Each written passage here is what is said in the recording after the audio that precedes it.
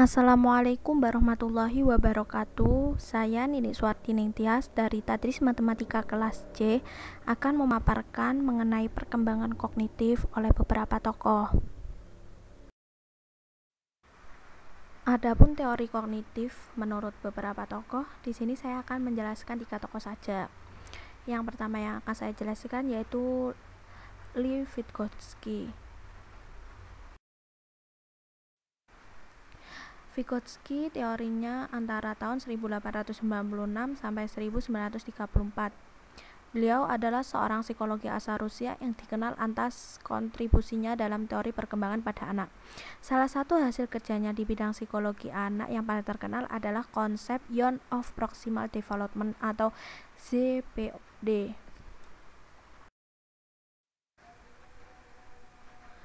Menurut Vygotsky, interaksi sosial berperan penting dalam proses tumbuh kembang kognitif anak. Ia menekankan pentingnya masyarakat dan budaya dalam mendorong pertumbuhan kognitif.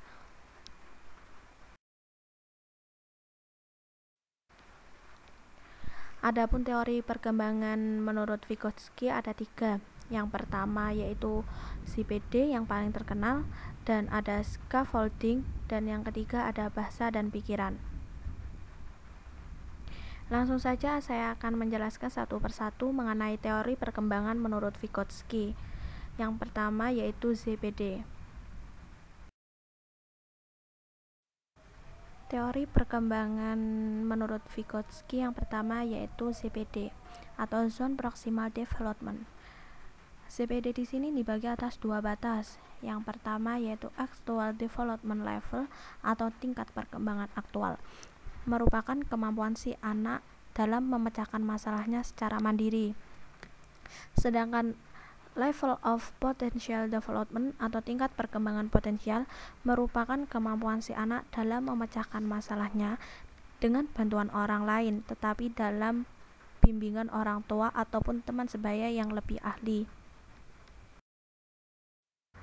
Dan teori perkembangan yang kedua yaitu scaffolding. Scaffolding merupakan teknik untuk mengubah level dukungan selama sesi pengajaran dengan orang yang lebih ahli, misalnya dengan guru, orang tua, maupun teman sebaya. Teori perkembangan menurut Vygotsky yang ketiga yaitu bahasa dan pikiran. Bahasa tidak hanya digunakan anak untuk interaksi semata, tetapi bahasa juga digunakan untuk merencanakan, membimbing, dan memonitor perilaku. Bahasa dan pikiran di sini dibagi lagi menjadi 2 konsep. Yang pertama yaitu private speech, di mana keadaan saat anak berbicara pada dirinya sendiri dengan cara diverbalkan.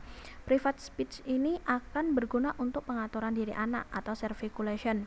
Sedangkan yang kedua yaitu inner speech, biasanya dikenal dengan pembicaraan batin dan akan terbawa sampai kita dewasa. Fungsinya sebagai kontrol pikiran, tindakan dalam berencana, ingatan, dan memori.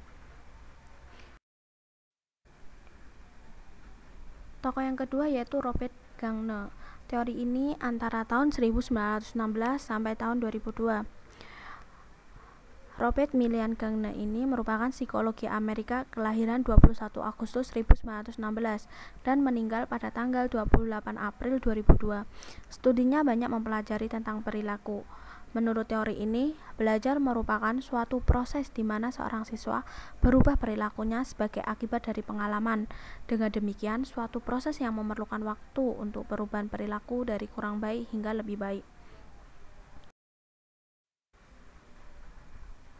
Adapun unsur belajar menurut Gagné, yang pertama yaitu siswa yang belajar, yang kedua situasi stimulus, dan yang ketiga respons sebagai akibat stimulus. Siswa dikatakan belajar apabila dapat berubah sikap perilakunya.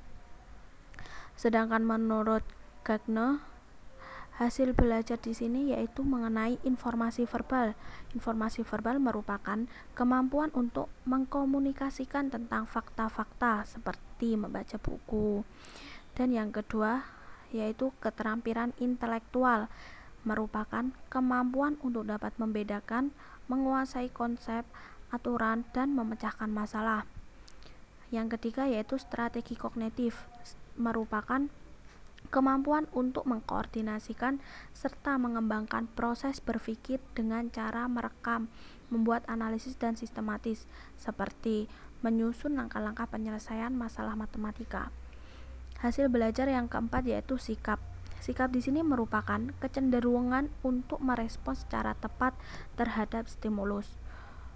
Sedangkan yang terakhir yaitu mengenai keterampilan motorik. Keterampilan motorik di sini dilihat dari kecepatan, ketepatan, kelancaran otak dan anggota badan, seperti kemampuan gunakan jangka dan busur.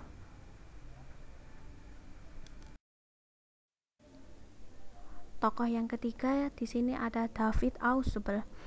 Teori ini antara tahun 1918 sampai 2008. Ausubel adalah psikologi Amerika kelahiran Brooklyn, New York pada tanggal 25 Oktober 1918 yang dikenal atas kontribusinya dalam bidang psikologi pendidikan. Ausubel dikenal atas kontribusinya dalam teori belajar bermakna.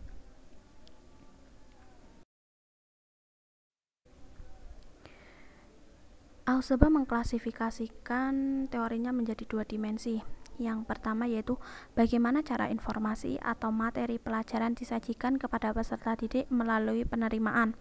Dan yang kedua yaitu bagaimana peserta didik dapat mengaitkan informasi pada struktur kognitif yang telah ada.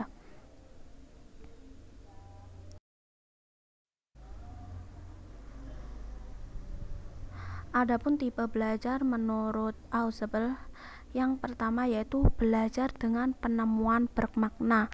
Maksudnya, pada pembelajaran ini informasi yang dipelajari ditentukan oleh peserta didik sendiri. Sedangkan yang kedua tipe belajarnya yaitu belajar dengan penemuan tidak bermakna, yaitu pada pembelajaran ini informasi ditentukan secara bebas oleh peserta didik, kemudian menghafalkannya. Yang ketiga yaitu belajar menerima yang bermakna. Maksudnya, pada pembelajaran ini informasi diberikan oleh pengajar dan siswa menghubungkan dengan pengetahuan baru.